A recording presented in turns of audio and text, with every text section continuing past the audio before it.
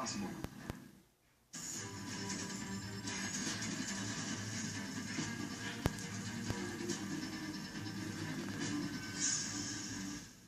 By most estimates, nearly a third of released Guantanamo Bay detainees end up back on the terror battlefield. But as President Obama works to make good on a campaign promise, nearly half of those who remain there are scheduled to get out soon.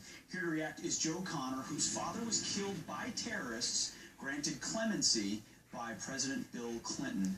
Joe, thank you very much for joining us this morning. For our viewers, first, tell us a little bit about your story. Sure.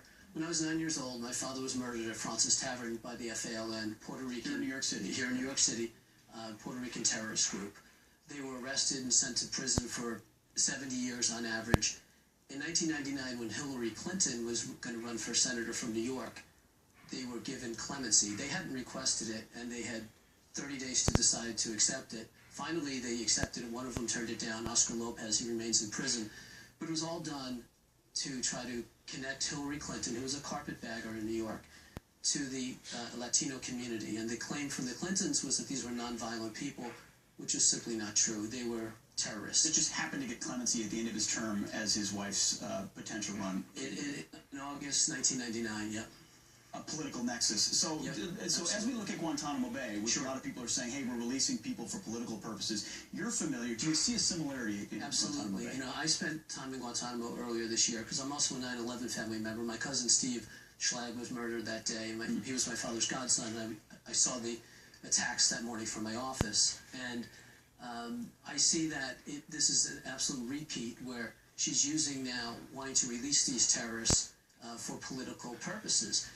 She's playing Russian roulette with the American people. So you're saying she wouldn't have any different policy from what Barack Obama's doing right now? No, I think she's going to follow exactly what he's doing. And what they're doing is trying to release these terrorists without any backup plan. I mean, where are they going to send them, first of all?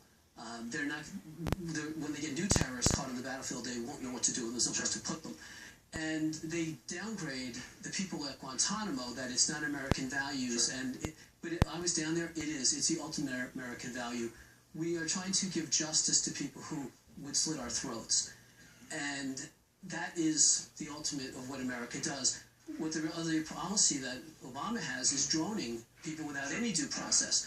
So when they talk about Guantanamo being a recruiting vehicle for a terrorist, which is worse, droning people without due process or actually trying to Of course, that's an absolute tired talking point they used from the very beginning. And if I was there when there were 700 detainees, today there are almost 70, the worst of the worst being released. We would see that recidivism rate likely go up even higher. Yeah, I mean, I was in the courtroom with Khalid Sheikh Mohammed and the others, and these are dedicated, violent people.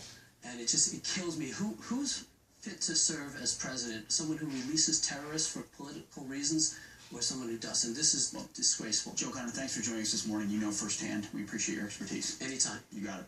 All right. You know the famous "Don't Tread on Me" flag? I sure do. I've got one. But you wear it on a hat.